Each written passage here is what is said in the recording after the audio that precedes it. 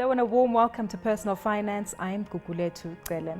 If you find yourself in the unfortunate situation of being retrenched or fired, it is an extremely stressful time. But there is some financial reprieve in the form of the UIF. But how does it work and where does one start when it comes to claiming for this? Joining me now to give us further direction as well as the right answers is Vuyo Mafata, Chief Financial Officer at the UIF, the Unemployment Insurance Fund. Good to have you with us today, Vuyo. Maybe if you can unpack this myth sometimes that it is for so many South African employees, the UIF. What is it and essentially how does it work? Okay. The UIF was established to provide relief in instances where workers temporarily lose their jobs. And how it works basically is that during their working life, the employees as well as the employers of those employees would then contribute to the fund. 1% gets deducted from the employee's salary, and then the employer adds 1% also and then pays that over to the UIF. And those are the funds that we then use to pay the claims when workers come to our labor centers to claim. Before we get into the numbers, you mentioned something so important, that this kicks in when workers lose their jobs. So I take it you can't resign and think that you can claim the UIF, and also there are terms and conditions for women on maternity leave. Yes, there are. We provide about 5 different benefit types. And for each of those, there are specific requirements when a person qualifies. For example, unemployment benefits. One of the instances where we won't pay is if a person has resigned or has absconded from work. And but if a person is on a contract, it gets terminated, or it comes to an end of the contract life, then the person like that can then come to us and claim unemployment benefits. For maternity, also obviously it has to be a woman who's going on maternity. Guys can't claim? No, guys can't claim. At this stage, guys don't go on maternity leave. So, so when a woman is getting ready to give birth, as soon as he finishes off at work, he can then go to our labor center or after the birth of the child, provided it's within 6 months of the birth of the child, then can come to our labor center and claim. Walk us through the maternity front first. Are there certain terms and conditions? Does the woman have to voluntarily go back to her place of employment and actually commence work? Or can she decide after 4 months of maternity leave that, look, I'm not interested in going back, and claim her UIF? What happens is that a woman can claim both the maternity benefits, and at the end of the maternity benefits, if, for example, her contract is terminated during the time, then the person is entitled to go and claim for maternity benefits. But obviously, if she resigns, then she won't be entitled to her unemployment benefits, but she will receive her full maternity benefits. And if that 6 months lapses from the time that you took maternity leave, I take it you're not eligible to claim again? She won't be eligible to claim again if she hasn't claimed within that 6 months period. However, she can submit a claim and then make an appeal for her case to be heard. There might be valid reasons why the person could not come to the level to claim within that 6 months period. How long would that kind of arrangement then take? It depends on the complexity of the case, but we should resolve that fairly quickly. I'd like us to take a step to the contributions. You mentioned 1% from the employee, 1% from the employer. If we use the salary of about 10,000 Rand, you're the numbers guy here, so naturally we're looking at what, 100 Rand this contribution from both the employee and the employer. Is that enough in the long term when someone comes and claims from the UIF? Well, we pay, for example, for any person who goes who claims, we would pay anything between 38% to 60% of his or her last earnings. So that's the sliding scale that we use to pay the benefits. It's subjective as to whether it's enough or not, but I think at this stage, but we are continuously improving the benefits that we pay. For example, we're in the process now of amending our legislation to try and improve the benefits. That's also obviously in the process, so we'll get an update with regard to that as things do unfold. Let's go to the claiming phase now. A lot of people actually realize that there's a lot of documentation that falls short when they come to the UIF centers to claim on this particular fund. Let's start from the employee's perspective. What responsibilities do they have to make sure that the contributions are being paid and they have the necessary paperwork?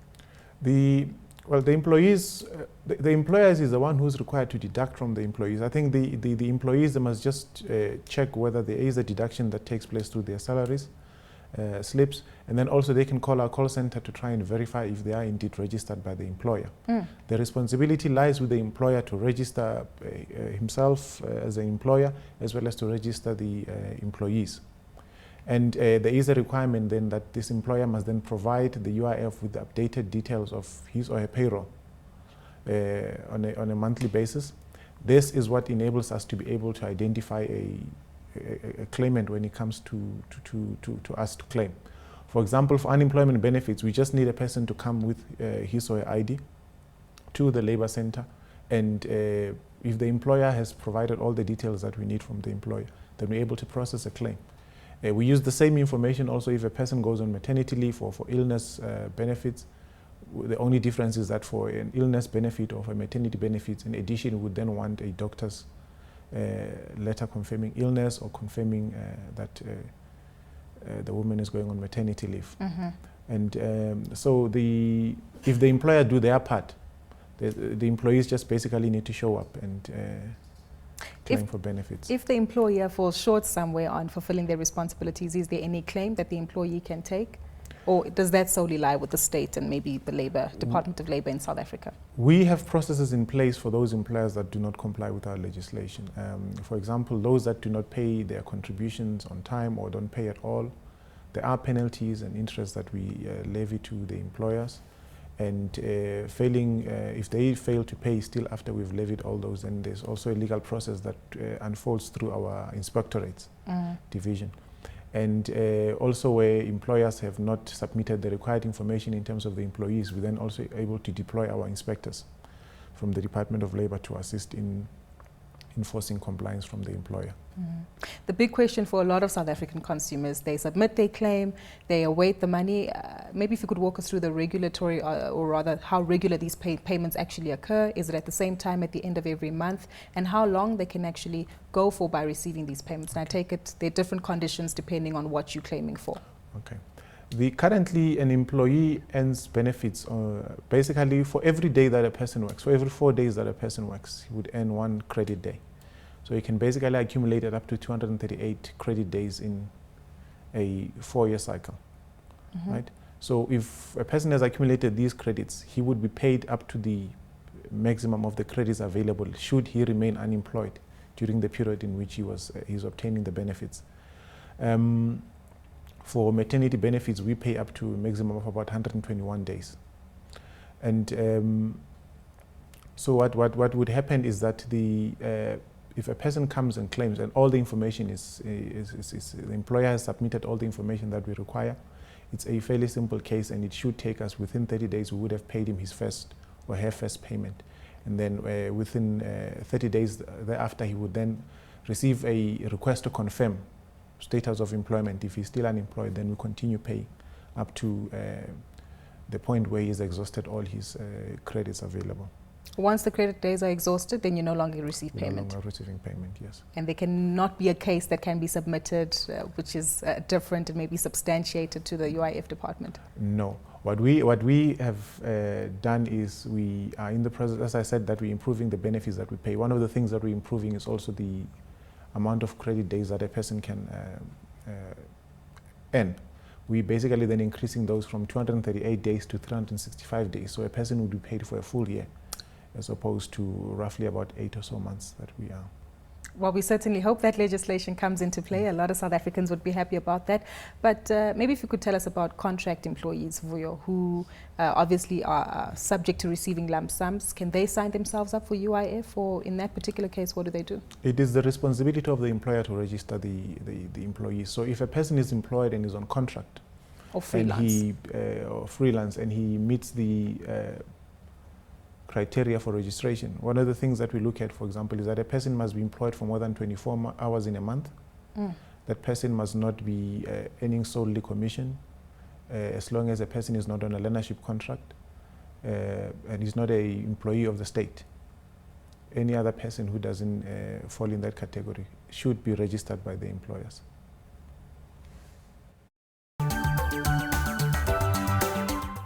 Well, Well, we said quite a bit, and it does seem as though it's research intensive when it comes to understanding the claims and benefits of the Unemployment Insurance Fund.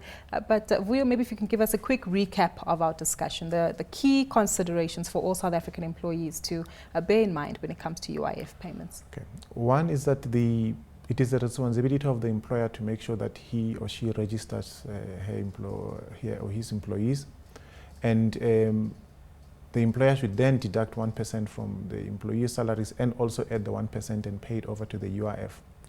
We have made the process easier by making sure that we create an online platform that allows employers to be able to do this, to register their employees and pay their benefits.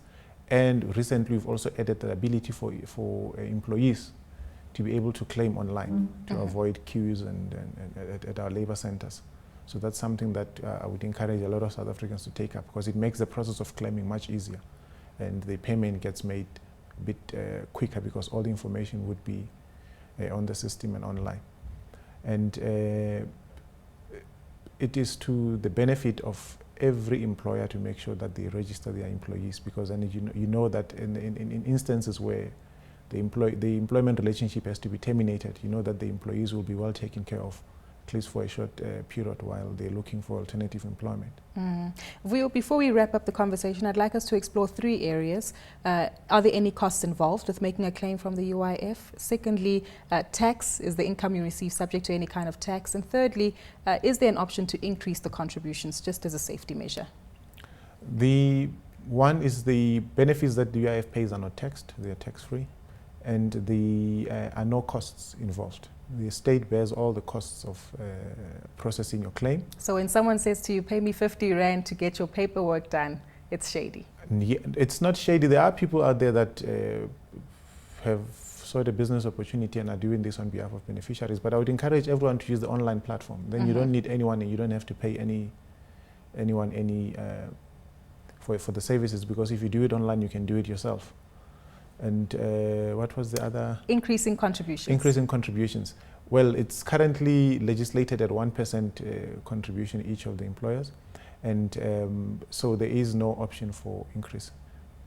Vuyo, thank you so much for coming in and speaking to us today. Hopefully, as the legislative landscape changes, we'll get you in for another update. But that's where we leave it for Personal Finance this evening. A big thank you once more to Vuyo Mafata, the Chief Financial Officer at the UIF. Remember that we want to hear from you, so give us your feedback. You can tweet any of your comments and suggestions to @CNBC Africa using the hashtag Finance410, or to myself @Gugulethu on Twitter. Until next time, it's goodbye for now.